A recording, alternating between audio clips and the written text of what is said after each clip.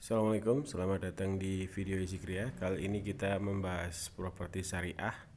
Ya, apakah betul hanya akal-akalan karena banyak kasus akhir-akhir ini tentang properti syariah? Polisi kembali meringkus mafia properti. Ada 4 tersangka yang ditangkap. Tersangka menjaring korbannya dengan modus penjualan hunian berkonsep syariah. Diperkirakan ada 3.600 lebih yang telah menjadi korban penipuan rumah syariah ini. Modusnya rumah dijual seharga 88 juta rupiah dengan tawaran cicilan 500 ribu rupiah per bulan.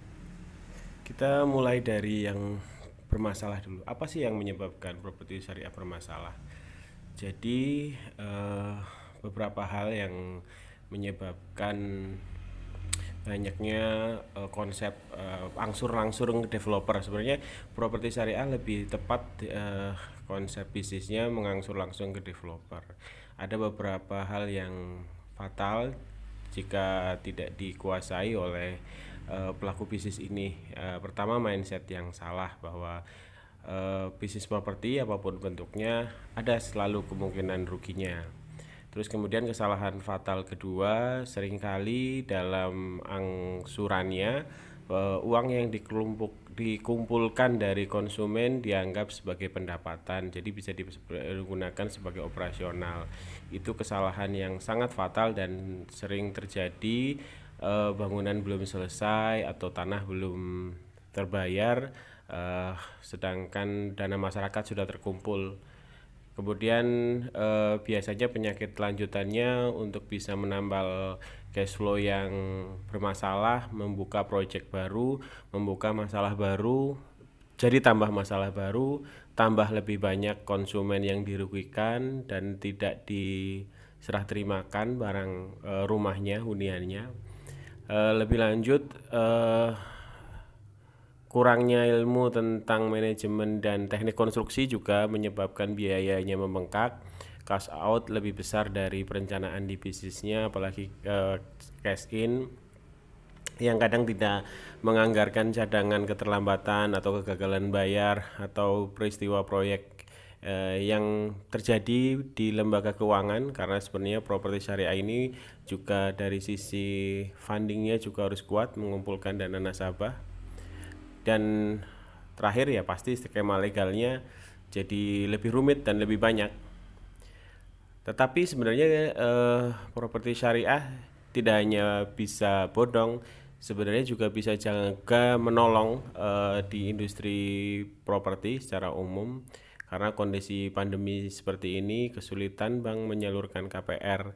Jadi pilihan penjualan produk juga terhambat banyak di kondisi ekonomi yang lesu. Banyak usaha ditutup, perbankan juga mengalami kerugian besar dengan restrukturisasi besar-besaran plafon kredit existingnya. Jadi sebenarnya masalah ini jika bisa diatasi dengan baik, dengan tepat, bisa jadi solusi di industri properti secara umum yang di dalamnya ada industri konstruksi dan bahan bangunan dan banyak industri pendukung yang lainnya. Jadi sederhananya masalah yang diselesaikan dengan konsep properti syariah itu adalah kebutuhan rumah untuk keluarga, sulitnya pembiayaan KPR karena pandemi. Terus yang ketiga adalah kepercayaan menurun karena memang faktanya banyak proyek properti syariah yang gagal mencapai serah terima, bahkan beberapa juga terindikasi hanya mengumpulkan dana masyarakat tapi tidak bisa menyajikan apa yang dijanjikan, yaitu rumah atau hunian yang telah disepakati. Jadi ini yang harus diatasi masalah-masalah terbesarnya. Dan kita langsung ke cost structure. Sebenarnya biayanya apa saja sih di bagian bawah? Cost structure, biaya ketika properti syariah ini mau dihadapi sebagai sebuah bisnis, dijalankan sebagai bisnis. Secara umum pasti tanah dan legalitas sebagai titik dasarnya penjualan rumah harus clear tanah dan legalitasnya. Kemudian infrastrukturnya, jalan, selokan, air, listrik, dan sebagainya. terus pasti unit rumahnya, dan jangan lupa ada operasional yang berlangsung jangka panjang. Mirip lembaga perbankan karena memang angsuran per bulan mungkin bisa 5, 10, 15 tahun yang pasti akan jadi struktur biaya yang tidak bisa dilepaskan dari bisnis properti angsuran langsung ke developer seperti ini. Kemudian di revenue stream, dari mana uang yang akan dapat? Uangnya didapat dari uang muka, dari down payment, terus kemudian dari penjualan unit angsuran bulanannya, dan dari pengelolaan lingkungannya. Jadi ada syarat-syarat kunci yang harus diamankan ketika kita akan meluncurkan produk properti yang angsurannya langsung ke developer seperti ini. Kami di industri bahan bangunan sangat concern karena sebenarnya dengan skenario yang tepat, dengan kolaborasi yang bagus, ini bisa jadi solusi untuk keluarga yang membutuhkan hunian. Sebagai contoh, konsep tahapannya adalah uang muka yang dibayarkan itu harus bisa dibangun unit rumah yang siap huni beserta infrastruktur dasarnya. Ini kata kunci yang harus disepakati baik oleh pelaku industrinya maupun oleh konsumen. Jadi jangan sampai konsumen membayar senilai uang tapi juga tidak ada ke hasil fisiknya. Tapi di sisi yang lain, developer juga harus cukup secara cash flow uang yang masuk dari konsumen itu hingga selesai sebuah rumah yang siap huni. Nah, di sini titik tengahnya yang harus dicari.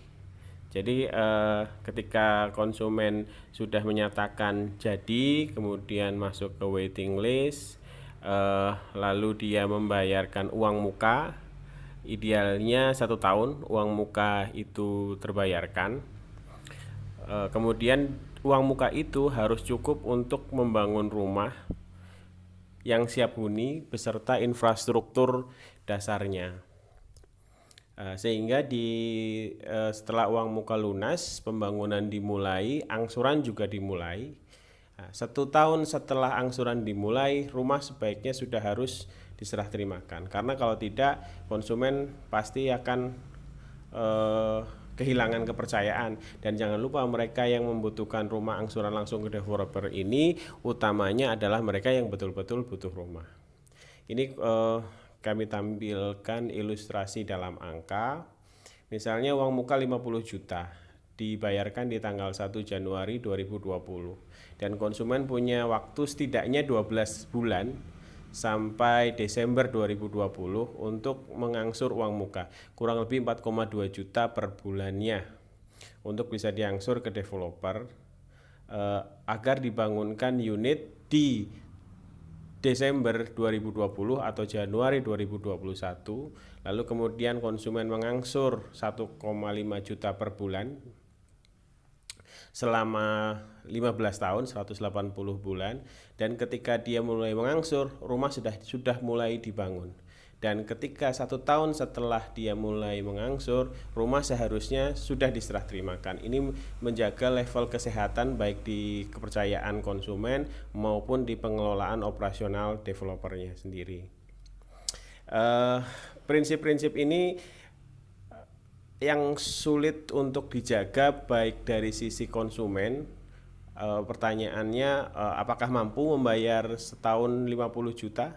Bahkan ketika mereka sendiri untuk angsuran bulanan pun mungkin di bawah 2 juta.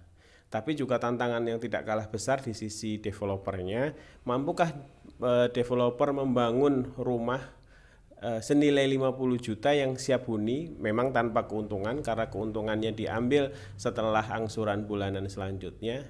Ini menjadi tantangan yang cukup besar baik di sisi konsumen untuk kemampuan bayarnya, kemampuan bayar uang muka terutama, juga di sisi produsen, di sisi developernya sendiri, kemampuan untuk menyajikan rumah yang siap huni dengan uang muka yang bisa dibayarkan oleh konsumen tadi.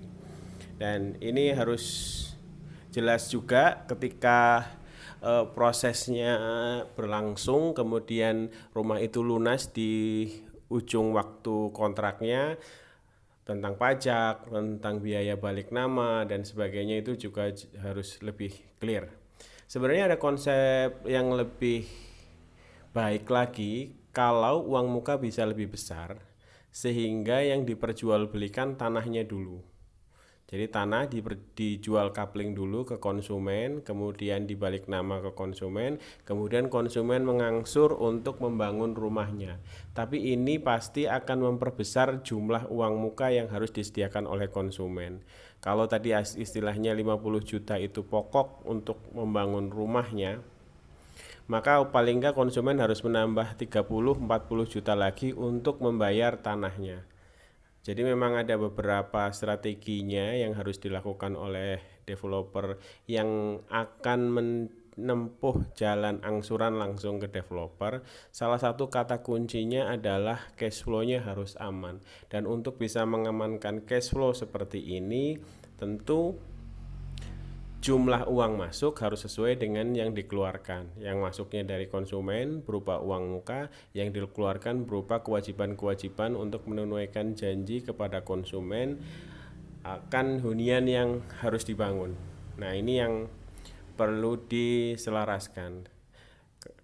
Jangan lupa juga di struktur biaya developer ini ada biaya tanah. Nah, ini skemanya. Kalau untuk meringankan beban konsumen, maka pemilik tanah dibayar dari angsuran konsumen tentu dengan bagi hasil sepanjang waktu kontrak. Dan ini belum tentu ada konsumen yang pemilik tanah yang mau. Jadi perlu suatu cara yang bisa menjadikan ini berhasil. Karena kalau tidak dibayarkan seperti itu dan tanah harus dibayar di depan, ada dua solusi, modalnya membesar atau konsumen harus membayar lebih banyak. Sedangkan money value untuk konsumen sebenarnya cukup bagus. Misalnya harga hari ini 150 juta dengan ilustrasi yang tadi, dibayar 321 juta, harganya 15 tahun kemudian dengan keuntungan menempati rumah selama 15 tahun. Sepertinya itu cukup wajar untuk nilai barangnya, nilai produknya itu sendiri. Tidak ada masalah tentang money value untuk konsumen. Yang jadi masalah kuncinya adalah tentu cash flow-nya. Yang pertama, apakah uang muka plus angsuran tahun pertama itu cukup untuk membangun unit rumah plus infrastruktur dasar? Apalagi harus ditambah membayar kafling. Semisal pemilik tanah tidak menghendaki pembayaran angsuran per bulan sepanjang waktu kontrak. Yang kedua, kemampuan memiliki 50 juta atau berapapun uang muka yang dikonsepkan, karena berhubungan dengan poin yang pertama. Ditinggikan uang mukanya yang kemampuan membangunnya lebih mudah, tapi konsumennya yang tidak mampu. Sebaliknya, uang muka direndahkan, konsumen mampu tapi tidak mampu untuk cukup untuk membangun unit rumah infrastruktur dasar. Yang ketiga, bisa jadi ada yang mampu tapi skala bisnisnya tidak sesuai.